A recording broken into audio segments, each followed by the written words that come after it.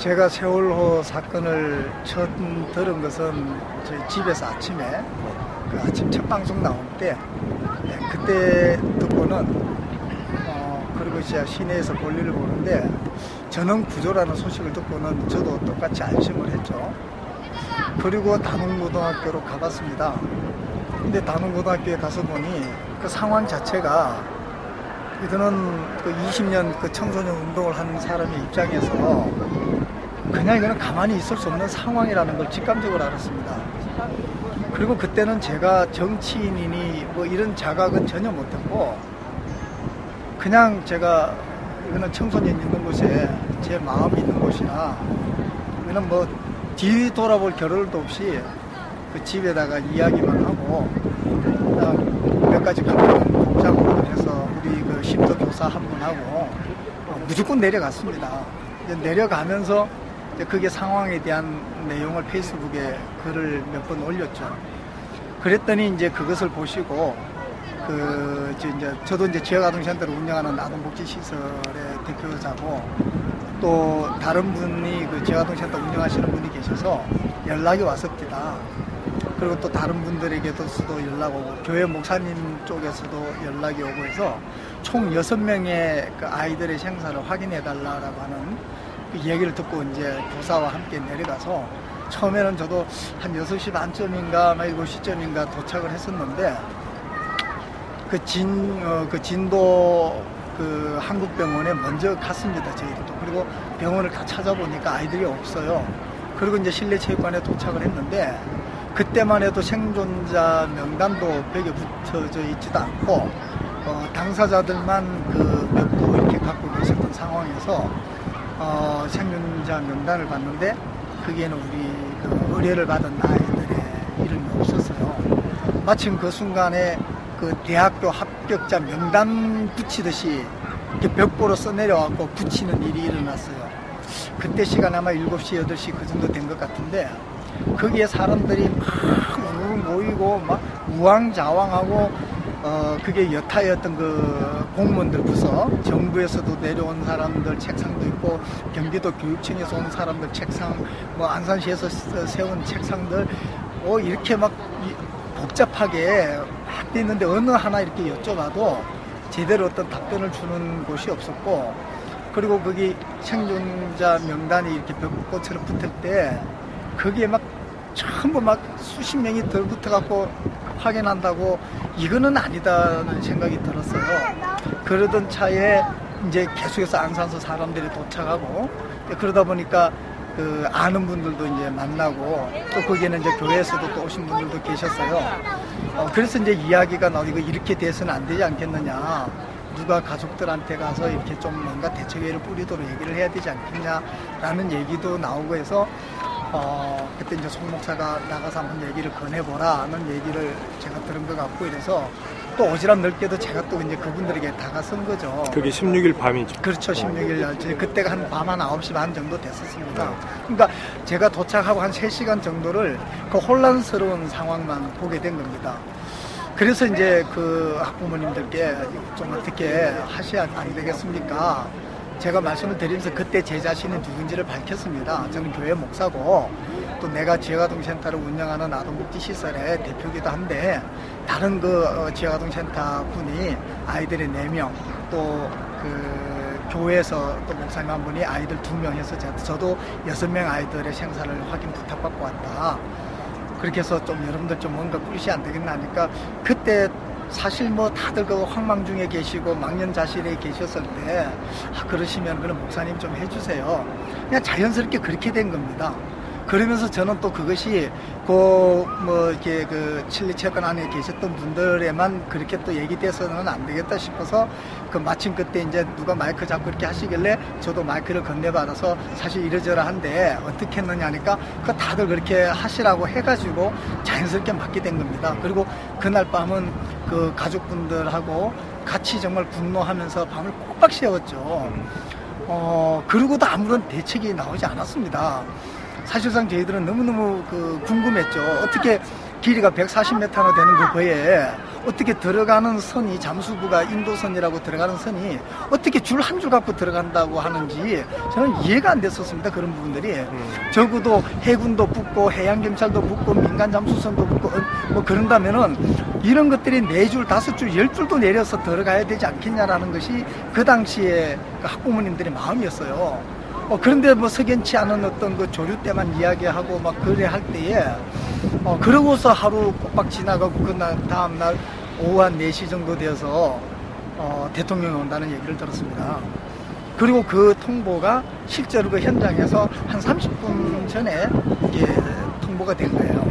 그래서 보니까 그 정부 당국이나 이런 데서 대통령 오신다 해서 어떤 준비가 없더라고요. 그 학부모들에게 어느 누구 하나 와서 이렇게 절차를 거치고 이러저러한 어떤 질문할 시간을 주고 또 대책 발표를 하고 하는 그런 어떤 조정된 내용들이 전혀 없이 그냥 대통령 온다고만 통보가 왔고, 그래서 이제 1반에서 10반까지 학부모님들 대표들 다 부르고 그리고 또 그 부스 하나를 차려서 했는데 그 앞에서 이제 무엇을 그러면 우리가 요구할 것인가 그 의견 취합을 하게 됐습니다. 그래서 6가지 정도 사안에 막 울부짖는 분들도 계셨고 또 뭐 어쨌든 또 감정을 누그러뜨리고 어쨌든 차분하게 잘 하자라고 말씀하셨던 분들도 계시고 그래서 그러나 그때만 해도 저는 제가 직계 부모가 아니라는 생각은 언제나 갖고 있었습니다. 그래서 다 준비하고 나서 그럼 이걸 가지고 사회를 누가 볼 것인가 제가 또 그분들에게 말씀을 드렸어요. 그래도 또 그분들이 그냥 막 목사님 알아서 하세요라는 얘기가 또 나왔고 자연스럽게 거기에 올라서게 됐던 겁니다. 다만 들어오시는데 보니까 준비 없이 들어오니까 막 그 기자분들이 막 들이닥치고 지나오다가 그냥 한 사람 만난답시고 그 뭐 손잡고 하는 이것은 우선 선거철에나 볼만한 그런 모습들을 보이시길래 제가 마이크 들고 대통령님 이러시면 안 됩니다. 들어오십시오. 올라오셔야 됩니다. 라고 그리고 기자분들은 또 빠져달라 그러고 그런 과정에서 거쳐서 어쨌든 대통령께서 처음에 입구에서 좀 그러시다가 그 다음에는 곧장 이렇게 올라오신 걸로 기억합니다. 그렇게 해서 사회를 맡았는데 끝나고 나서 바로 저도 나이살이 그래도 50 넘은 사람입니다. 제가 살아온 어떤 그걸로서 생각해 보건데 이거는 내가 이래서는 안 되는 자리에 내가 있구나 싶어서 그때 그 좌중에 다시 한번 마이크를 들고 말씀드렸습니다. 저는 직계 가족이 아닙니다. 제가 계속해서 대표를 맡아서 일을 하는 것은 옳지 않다고 생각합니다. 이 가운데서 힘드시지만 여러분들 중에 대표가 나오셔서 하셔야 됩니다. 그리고 저는 옆에서 여러분들이 허락하시면 제가 대변인을 하든지 옆에서라도 돕겠습니다. 그렇게 하고는 마이크를 내려놓고 그날 일을 잘 끝낸 겁니다. 그리고 그로부터 15분 뒤에 안산 올라가는 차가 5시에 있다는 얘기 듣고는 뒤도 안 돌아보고 올라왔습니다. 그리고는 밤에 한 10시 반쯤 도착했는데 밤에는 아무것도 못하니까 그 다음날 선관위에 문 열리자마자 가서 제가 사표 쓰고 그리고 12시 단원고등학교에서 점심때 출발하는 그 차 타고 또 내려왔습니다. 그리고 나머지 3일간 18, 19, 20일 날 그리고 특히 19일 같은 경우에 그 정홍원 국무총리 막 오고 청와대 올라간다 하고 막 그런 갈등의 와중에 밤새도록 어떤 그 갈등을 봉합하려고 했었고 그리고 그게 19일 날 밤에서 20일 날 새벽인데 그 봉변도 다 당하셨죠. 그리고 20일 날 아침에 진도까지 가셨던 그 학부모님들 설득해서 돌아오게 만들었고 그리고 또 정홍원 국무총리에게도 안전을 보장하겠다 약속해서 다시 3번째 학부모님들 만나러 오시게 된 겁니다. 그리고 처음으로 학부모님들하고 5가지의 그 합의 사항이 나왔던 날입니다. 그날이 20일 날. 그러니까 사고 일어난 지가 5일째 만에 학부모 대표와 그리고 정홍원 국무총리 그 정부를 대표하는 당사자 간에 처음으로 합의가 나온 겁니다. 그래서 저는 그 나오기까지 제가 노력하고 애쓴대로 이제는 내 역할이 끝났다 하고는 그 후에 그 대표 맡으셨던 그 유덕천 대표님에게 그 말씀드리고 제가 올라왔는데 사실은 제가 정치인이 이렇게 논란이 된 거는 6일째부터입니다. 물론 그 전에 누군가가 저에 대해서 18일 이후에 어떤 이 사람이 정치인이라는 게 SNS에 올라오기 시작했습니다. 그러나 전국에 있는 또 저희 청년소년들이 그렇지 않냐다라는 또 대변을 해줬나 봐요. 그래서 원래 글을 올렸던 분이 그 글을 내리셨던 거예요. 그 직접 우리 청소년 대표하고 그쪽 대표하고 만나서 통화도 하고 해서 글을 내렸는데 그런 내용들로 인해서 사실상 그 학부모 대표 중에 어떤 한 분은 또 오해도 계셨어요. 근데 이제 그분한테 찾아가서 내가 사표 쓰고 왔다. 이건 내 스스로 진정성에 우러난 마음이고, 나는 여기 내려올 때는 목사로서 청소년 운동가로서 내려왔지, 나는 정치인으로 작업도 못했고, 그리고 내가 정치를 나가겠다는 것도 이제 2달 됐다. 내가 나간 목적은 이 땅의 청소년들 위해서 아무리 해봐도 안 되니까 내 스스로라도 어떤 그런 청소년 정책을 세워보고자 나갔는데, 내 눈앞에 우리 생뚜꾸비 같은 우리 아들들이 딸들이 그렇게 있는데 내가 무슨 놈의 정치한답시고 내가 그렇게 하겠느냐. 그래서 난 정치는 가볍다, 그런 입장에서는. 그렇게 하고 사퇴 쓰고 내려왔다니까 그분이 무슨 말씀하시냐면, 오해했다고. 만약에 그렇다면 지금 이번에는 어렵게 됐지만 다음에 혹시 목사님 나가시면 자기가 자기 가족들 동원해서라도 돕겠다라고 하셨어요. 근데 그런 이야기조차도 채널A에서는 따로 또 내가 정치해도 되겠느냐라고 또 물어봤다는 식으로 재차 또 방송에 나가고 있는데, 제가 수많은 사람들 가운데서 인터뷰를 할 때도 뭐 엄청나게 전화가 왔었습니다. 그러나 저는 한 번도 전화를 회피한 적도 없고 모든 전화를 다 받았습니다. 어떤 매체든지 간에. 근데 그렇게 했을 때에 그분들한테 제가 드린 말씀 딱 하나입니다. 내가 주인이 아닙니다. 왜 나에게 포커스를 맞추냐. 오히려 지금은 진도에 있는 문제와 그 학부모님들의 마음과 그 어떤 희생자분들의 그 마음들을 어루만지고 이 사건 수습하고 빨리 구조를 해내는 데에 포커스가 가야 되지, 왜 내가 중심이 돼야 되냐고 그런 항변도 했습니다. 그러나 어쨌든 앞뒤 검증 없이 그렇게 방송에 나갔던 부분에 대해서는 개인으로서는 어떻게 대항할 힘도 없고, 그러나 또 그 후에 또 많은 분들이 저에 대해서 그렇지 않다라는 얘기들을 제가 얘기하기도 전에 많은 분들이 또 SNS 상에서 또 저를 대변해 주셨고, 그래서 제가 여전히 할 일은 말 그대로 지금도 어떻게 하면은 남은 지금 한 40명 미만의 이제 아직 미처 아주 발견되지 못한 그런 우리 학생들과 일반 승객들에 대한 구조 작업과, 그리고 그 부분의 이후에 또 인천과 안산에서 일어나고 있는 사후의 그런 상처와 아픔들, 이것은 국민적인 어떤 아픔 아닙니까? 그리고 실제로 오늘 명동에서 이렇게 하루길을 걸어왔습니다만 몇 시간, 또 많은 사람들은 자신들의 일과 속에서 지내는데 사실 안산은 슬픔의 도가니입니다.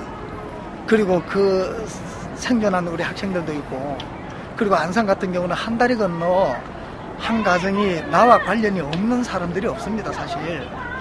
그렇게 됐을 때에 사실상 따지고 보면 안산 시민 전체가 희생자 가족일 수도 있고, 이런 상황에서 그 아이들이 자라났을 때 10년 후, 20년 후 안산의 주역이 될 텐데, 아니면 우리 대한민국의 주역이 될 텐데, 그리고 그걸 부모를 두고 있는 그 부모님들 마음은 그 상처를 어떻게 치유해 나갈 것인가.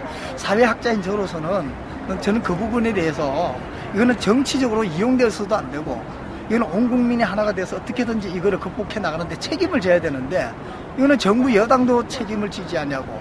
그리고 야당은 또 뭐합니까? 왜 이 부분에 대해서 명확하게 잘못된 것을 지적하고 뭘 해야 되는데 왜 아무도 말을 안 합니까?